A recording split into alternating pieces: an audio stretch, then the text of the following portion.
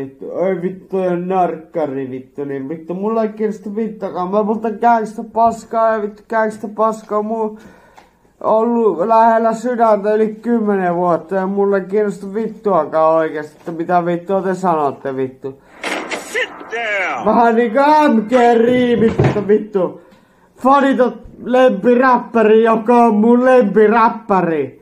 Vittu, mitä Mikael Gabriel tekee studiossa vittu? Polttaa vittu kannabista, hää? Ville Kalle ja IVG polttaa kannabista päkkärillä, hää? Kuka on joutunut säätää niille pilveä, hää? Kuka? Kuka on joutunut, hää? Kuka on joutunut Oulussa säätää pilveä niille vittu runkkareille, hää? Kuka? Kenen pilveen on polttanut vittu, hää? Kaupungin parasta et tuu saamaan vittu.